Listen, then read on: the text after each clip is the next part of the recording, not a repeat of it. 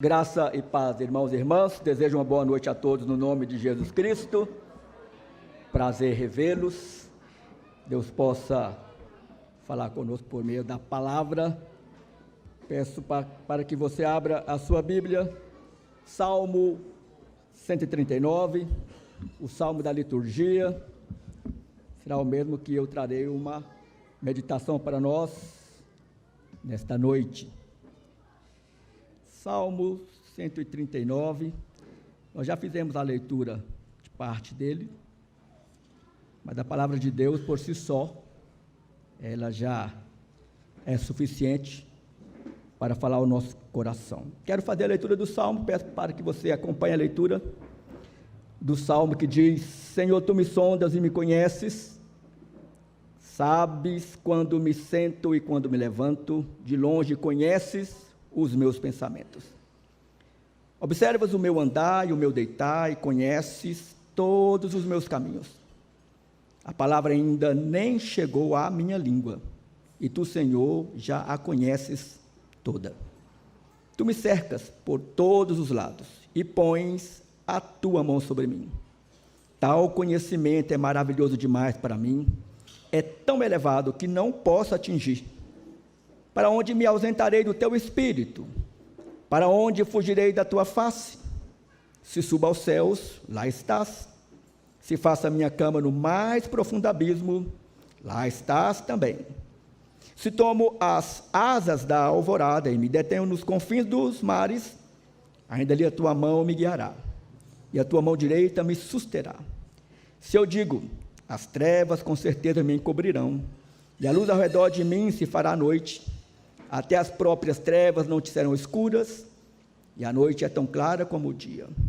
Para ti, as trevas e a luz são a mesma coisa. Pois tu formaste o meu interior, tu me teceste no ventre da minha mãe. Graças te dou, visto que de modo assombrosamente maravilhoso me formaste. As tuas obras são admiráveis, e a minha alma o sabe muito bem.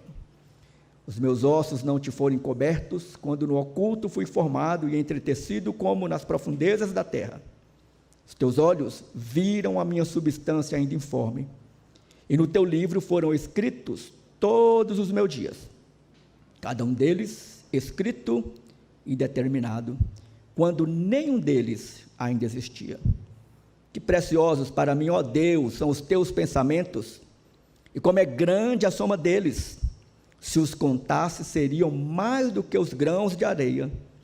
Quando acordo, ainda estou contigo. Como eu gostaria, ó Deus, que acabasses com os perversos. Afastem-se, pois, de mim homens violentos. Eles se rebelam contra ti, e como teus inimigos falam coisas ruins.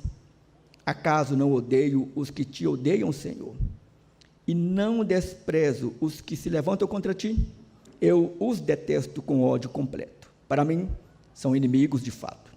Sonda-me, ó Deus, e conhece o meu coração, prova-me e conhece os meus pensamentos, vê se há em mim algum caminho mau e guia-me pelo caminho eterno. Vamos orar? Deus, nós te louvamos pelo teu cuidado sobre nós no decorrer do ano. E agora, ó Deus, nas últimas horas do ano vigente, nós somos-te gratos por aquilo que tu és, pelo teu cuidado sobre nós e a certeza de que o Senhor continuará conosco. É a nossa oração no nome de Jesus. Amém. Nós estamos chegando a mais uma virada de ano, e via de regra, são justamente nesses momentos em que nós fazemos as nossas promessas e os nossos votos. Mas nem sempre também cumprimos aquilo que prometemos e aquilo que nós votamos. E é interessante que há uma distinção entre promessas e votos. Promessas é algo prometido, que é um compromisso oral ou escrito. Nesse caso, uma promessa pode ser feita para qualquer indivíduo, ou para qualquer coisa, ou para qualquer situação. Mas mesmo as promessas, quando quebramos, elas trazem em si os seus prejuízos. Os votos, eles são uma promessa solene feita a uma divindade, ou para alguém superior. No nosso caso, os nossos votos são feitos para Deus. E é interessante que é justamente aqui que geralmente pecamos em toda virada de ano, quando fazemos os nossos votos com Deus. E é interessante que Salomão, tratando deste assunto no livro do Eclesiastes, capítulo 5, versículo 2 e o versículo 4 e 5, ele diz o seguinte: que a sua boca não se precipite, nem se apresse o seu coração em pronunciar uma palavra diante de Deus. Quando você fizer algum voto a Deus, não demore a cumpri-lo, pois ele não se agrada de tolos. Cumpra o voto que você faz. Melhor é não fazer voto do que fazer e não cumprir. A pergunta que eu faço é: quais foram as promessas e os votos que você fez na virada do ano passado e que você não cumpriu? E que talvez você já está até com algumas aí promessas e alguns votos na biqueira, como diz o goiano. Mas eu gostaria que você refletisse um pouco, para que quando você fizer a sua promessa, o seu voto, que no mínimo você e eu possamos cumpri-los, porque é desta forma que nós agradamos o coração de Deus. Toda virada de ano também, nós sempre terminamos o ano pensando em que algo nos faltou e precisamos preencher no próximo ano aquilo que nos faltou. E a pergunta que nós devemos fazer é: o que eu necessito de fato para o próximo ano? Se eu perguntasse para cada um de vocês, cada um teria uma resposta. Mas a Escritura dá uma única resposta para todos nós. Sabe o que você e eu precisamos para o próximo ano? De Deus. De Deus. E nada mais. Porque com Ele e dele vem tudo aquilo que nós necessitamos. Por isso eu quero trazer uma rápida palavra para o seu e o meu coração sobre este Deus onisciente e onipotente, que nós devemos não conhecê-lo, porque nós conhecemos, mas nós devemos obedecê-lo como Ele deseja que a gente possa obedecê-lo. Interessante, irmãos, que séculos atrás, João Calvino disse esta frase: quanto mais conhecemos a Deus, mais conhecemos a nós mesmos. E esta é uma verdade cristalina, porque não tem como nós conhecermos a Deus sem, olhando para Deus e sabendo quem Deus é, olhando para nós e não percebermos o quão distante nós estamos de Deus, e que Ele é o soberano Senhor e nós somos criaturas. Ele é que nos sustenta, dele nós dependemos de todas as coisas. Por isso, o Salmo nos diz, Davi, na vida que ele, nos seus erros e acertos, mas Davi sempre foi um homem muito devotado a Deus, de uma vida íntima com Deus. E neste Salmo, Davi, ele apresenta para nós algumas características deste Deus que nós devemos colocá-las em prática agora e durante todo o ano vigente, o ano que vem e até o dia que Deus nos conceder fôlego de vida. Primeiro é que nós devemos entender que este Deus onisciente, onipotente, Ele nos conhece intimamente e não temos como enganá-lo. Davi diz: Senhor, Tu me sondas e me conheces. O conhecimento correto de Deus é essencial para que nós possamos ter uma vida que seja agradável a Ele e que possamos fazer diferença no mundo em que nós estamos inseridos. O verbo sondar aqui significa examinar com grande empenho, com grande cuidado, com profundidade. E o povo de Israel usava este termo para descrever uma escavação profunda numa mina, ou a exploração de uma terra, ou a investigação de uma causa legal. Para as três atividades se fazia necessário ter um conhecimento, e um conhecimento profundo. Só que o nosso conhecimento é limitado, até mesmo o nosso conhecimento de Deus, mas o conhecimento de Deus para conosco é completo.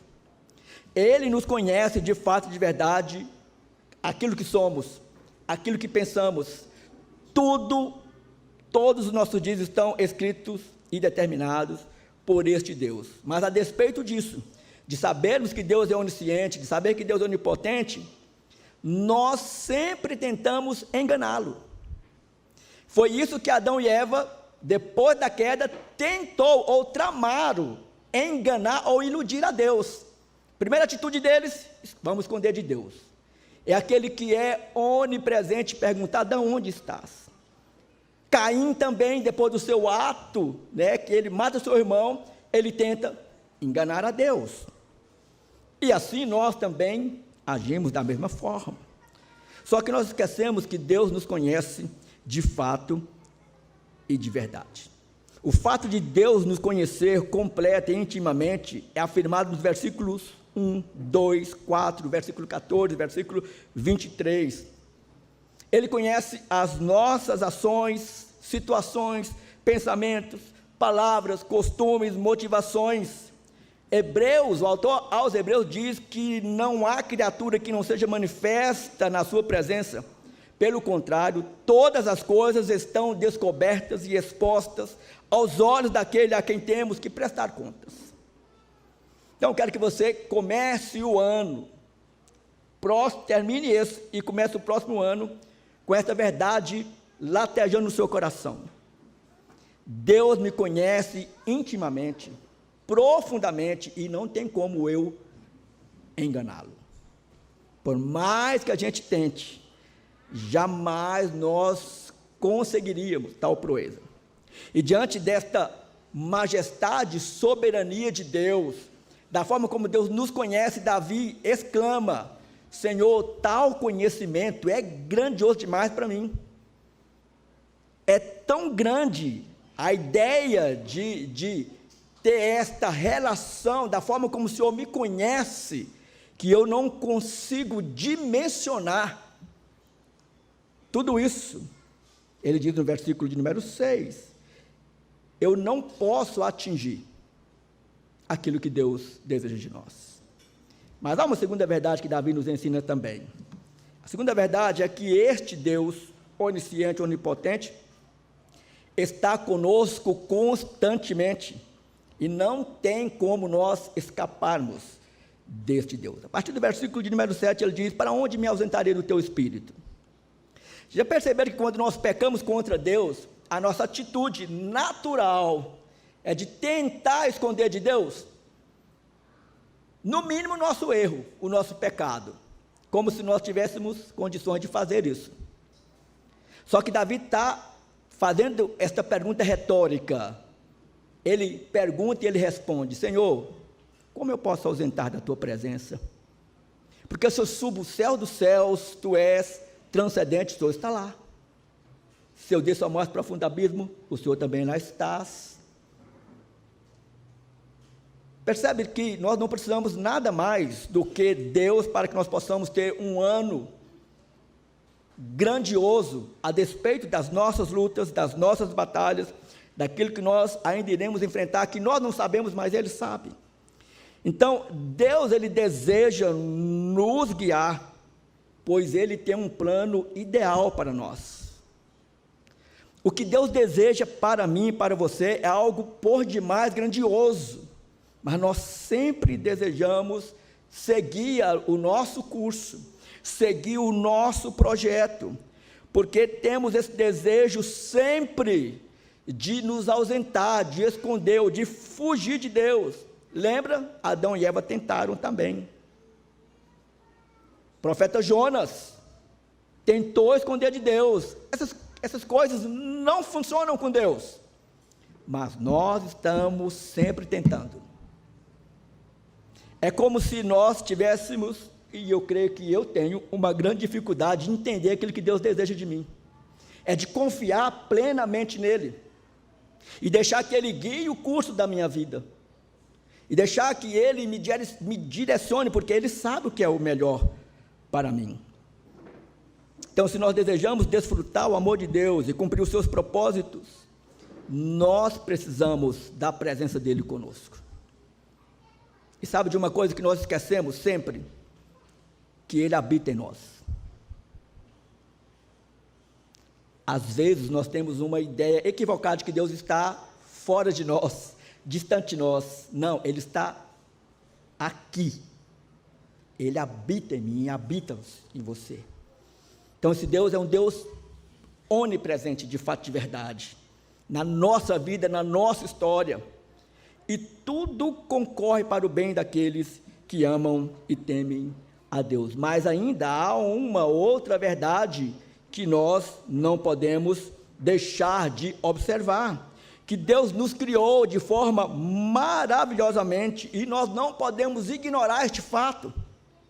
Nós vivemos dentro de um contexto onde a estética fala mais alto, dita as regras, as normas, as modas. E quantas vezes nós ficamos descontentes conosco e tentamos reparar tudo isso com cirurgias, com academia. Não que isso seja ruim, mas nós não podemos entrar no ditame da sociedade, porque a Escritura diz que Deus nos criou à sua imagem e semelhança. Você vai encontrar isso a partir do versículo de número 13, onde Davi diz: pois tu formaste o meu interior e tu me teceste no ventre da minha mãe. Aqui trata-se de uma das mais belas passagens da literatura bíblica sobre o milagre da concepção e do nascimento. Eugênio Peterson, ele disse certa feita que, ao testemunhar o nascimento, não calculamos, somente nos maravilhamos. Quando nasce um bebê, nós pouco pensamos sobre o milagre da concepção, o milagre da gestação, o milagre da vida. Entende? Parece que isso é tão rotineiro para nós, e é, que nós deixamos de perceber aquilo que Deus deseja que a gente observe.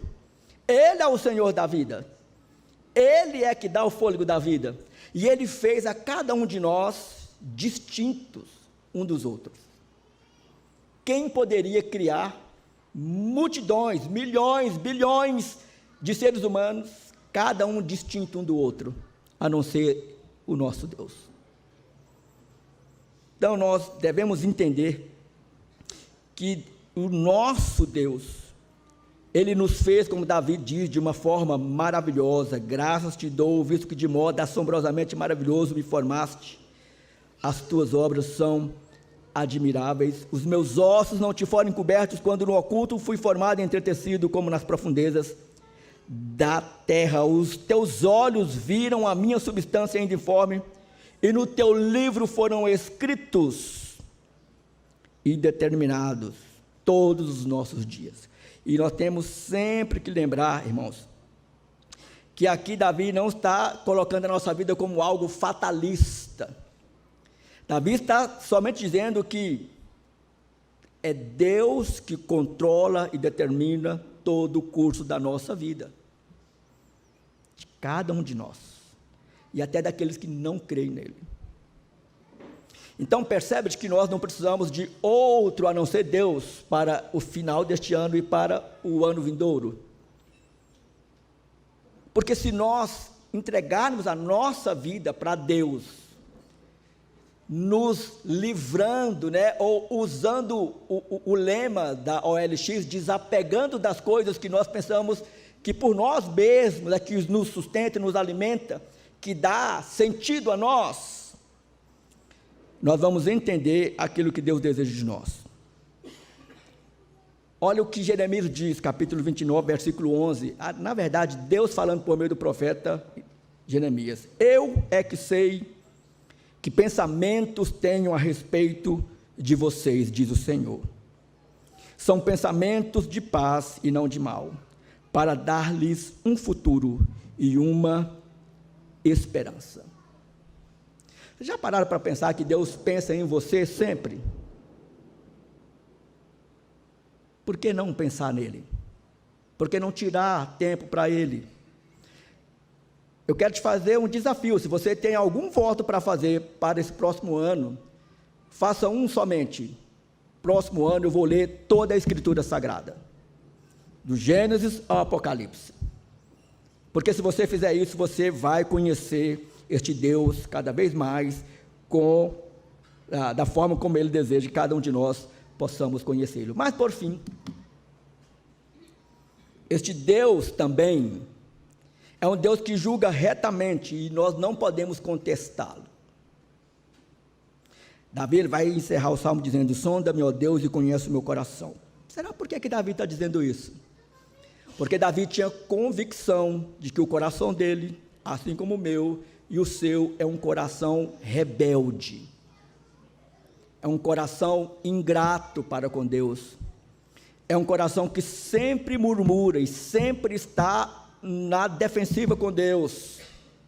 Esquecemos que esse Deus é um Deus que julga-nos de forma retamente e que julgará todo mundo de forma reta e justa. Então não tem nada fora do lugar. Deus não perdeu o controle de nada. Tudo está no controle, nas mãos do nosso Deus, onisciente e onipotente. E por mais que alguns se safem, se dão bem aqui, vai chegar um dia que eles encontrarão com o justo juiz e serão julgados retamente, como diz Davi. Vê se há em mim algum caminho mau e guia-me pelo caminho eterno. Se não podemos enganar a Deus, escapar dele e nem ignorá-lo, o mais sensato que eu e você devemos fazer é obedecê-lo. Mas Davi diz aqui, neste salmo, que existe alguns que não obedecem a Deus, mesmo sabendo quem Deus é. E Davi, ele dirige a esses como pessoas perversas, violentas, mentirosas, blasfemadores, rebeldes. Isso angustiava o coração de Davi. E esses pecadores também causam tristeza ao coração de Deus o Pai. Por causa da rebeldia e do pecado generalizado, Gênesis capítulo 6, Deus diz: eu vou mandar o dilúvio, somente uma família que eu escolhi vai sobreviver. Noé e sua família. Gênesis capítulo 6. Marcos capítulo 3, Lucas capítulo 19, Jesus teve vários embates com os fariseus e saduceus, porque Jesus fazendo o bem, curando no dia do sábado, eles queriam proibir Jesus de fazer o bem. E diz o texto que Jesus conhecia o coração daqueles indivíduos, Jesus entristecia com a atitude deles. E Efésios também diz que nós não podemos e não devemos entristecer o Espírito Santo. Então Davi ele vai terminar o salmo com esta oração: sonda o meu coração, porque Deus conhece a sua e a minha ansiedade. Deus conhece aquilo que nós já projetamos para o próximo ano, mas nós não podemos projetar sem que Ele não esteja dentro do projeto, sem que Ele seja o mentor, o principal dentro do projeto. Então, o que nós temos que fazer, o melhor que nós devemos fazer hoje e durante o decorrer de todo o ano vindouro, é abrirmos a palavra de Deus, meditarmos nela e deixar que Deus nos guie por meio da palavra dele.